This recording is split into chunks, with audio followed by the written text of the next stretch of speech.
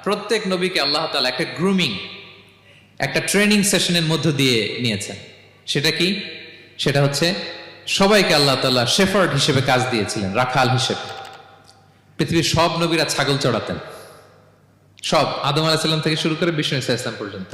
He started his first career as a shepherd. সুবহানাল্লাহ। ওনার প্রথম career উনি রাখাল হিসেবে শুরু করেছেন। রাখালরা যে কাজ করে, অর্থাৎ মরুভূমিতে ভেড়া, ছাগল, তারপর বকরি, দুম্বা, এই চড়ানোর কাজগুলো দিয়ে বিষ্ণু ইসা ইসলাম তার ক্যারিয়ার শুরু করেছেন এজ এ শেফার্ড। বিষ্ণু ইসা ইসলাম বলেন, সহিহ বুখারীর বর্ণনা, মা বাআসাল্লাহু নাবিয়্যান ইল্লা রাআল গানাম। আল্লাহ তাআলা এই পৃথিবীতে এমন কোন নবী পাঠায় নাই যে নবীরা ছাগল চড়ায় নাই। সুবহানাল্লাহ পড়বেন না? সাহাবারা বললেন, ওয়া আনতা ইয়া রাসূলুল্লাহ, হে আল্লাহর নবী, আপনিও ছাগল চড়িয়েছেন? বিষ্ণু ইসা ইসলাম বললেন, নাআম, আমিও ছাগল চড়িয়েছি।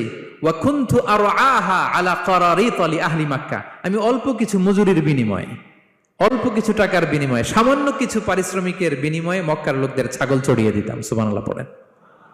কেন সব নবীকে দিয়ে আল্লাহ ছাগল চড়ালেন? এই ট্রেনিং সেশন, গ্রুমিং সেশন কেন? কারণ ছাগলকে একসাথে বসানো কঠিন।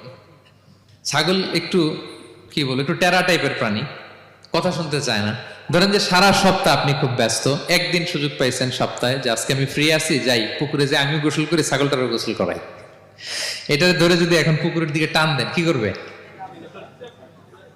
পা দুইটা এমন শক্ত করে মাটিতে ধরে রাখবে, আপনি যত টানবেন ওর ঘাড়ের চামড়া ছিঁড়ে যাচ্ছে, তারপরেও আসে না। এরপর ছাগলগুলোর একসাথে রাখা কঠিন। একটা নেচে ওদিকে যায়, আরেকটা লাফ দেয় এদিকে, আরেকটা ওইদিকে। এদেরকে যদি কেউ একত্রিত করতে পারে, তাহলে এই জাতিকে, মানব জাতিকে একত্রিত করা তার জন্য একেবারে সহজ, পানি ভাত, ঠিক কিনা? এজন্য আল্লাহ এই মানব গোষ্ঠীর উপর লিডারশিপ কায়েমের আগে ছাগল চড়িয়েছেন। এবং যারা মরুভূমিতে ছাগল চড়ায়, যে শেফার্ড গুলো, যেই রাখালগুলো, তাদের অনেক শক্তিশালী হইতে হয়। গায়ে শক্তি না থাকলে ছাগল চড়ানো যায় না, কিন্তু লাঠি নিয়ে হই হই করে পিছনে দৌড়াইতে হয়। নেকড়ের ছোবল থেকে ছাগলগুলোকে রক্ষা করতে হয়, বাঘ, নেকড়ে এগুলো থেকে বাঁচাইতে হয়। তার মানে এটা করার মধ্য দিয়ে এই জাতিকে কিভাবে জাহান্নামের আগুন থেকে বাঁচাবে, নবীদের ওই ট্রেনিং হয়ে যায়। সুবহানাল্লাহ।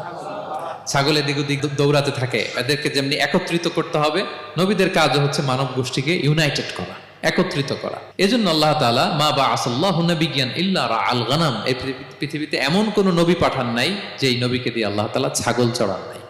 সব নবীর মধ্যে এটা কমন।